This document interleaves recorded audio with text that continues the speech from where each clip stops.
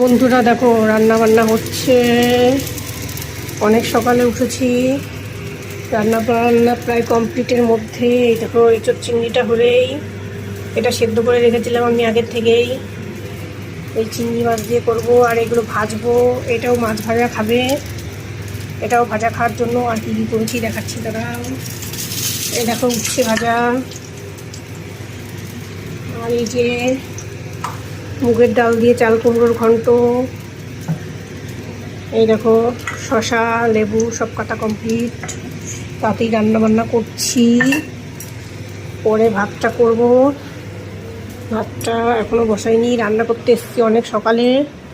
ব্যাস ইঁচোড় চিংড়িটা হলেই কমপ্লিট। এখন দেখো কটা বাজে, সবে 7টায়, ঘড়িটা ফার্স্ট 5 মিনিটের বেশি ভাস্ট আছে এটা, এখনও 7টা বাজেনি।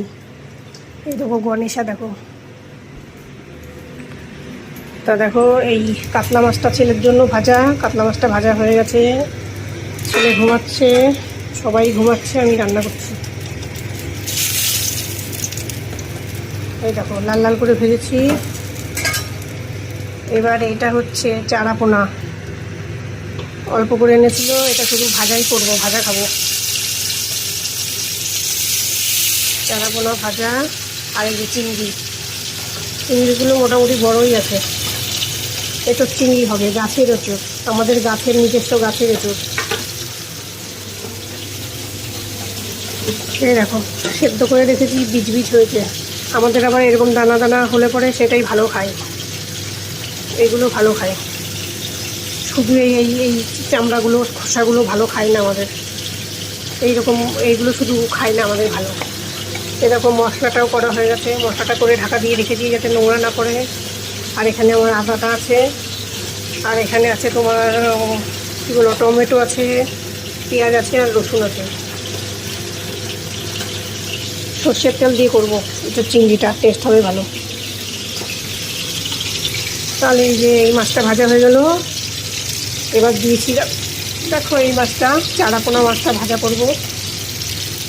এই মাছটা ভাজা খেতেই ভালো লাগে, ঝোলের মধ্যে কাটা বেশি থাকে, ভালো লাগে না। দেখো বন্ধুরা, এই দেখো চিংড়ি মাছটা ভেজে নিয়েছি। সাইজটা বেশ ভালোই বড়, ছোট ছোট লাগছে।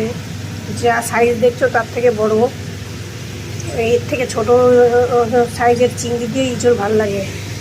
এই দেখো আলুগুলো লাল লাল করে ভেজে নেব। আর এইদিকে মাছ ভাজাগুলো কমপ্লিট হয়ে গেছে।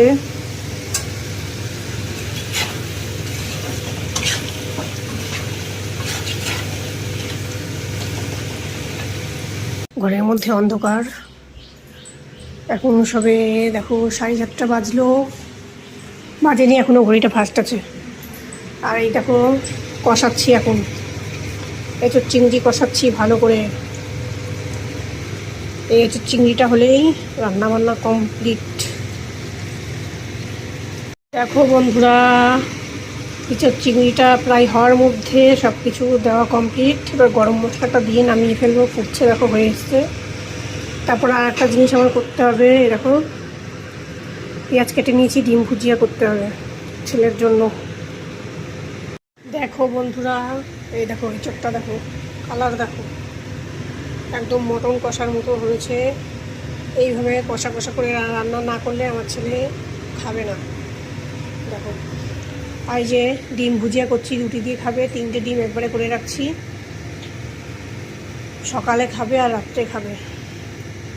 এটা হলেই আমার কমপ্লিট। তারপরে আছে বাসন মাজা, আর ভাতটা তো এখন করবো না, ভাত দুপুরে করবো, গরম গরম ভাত।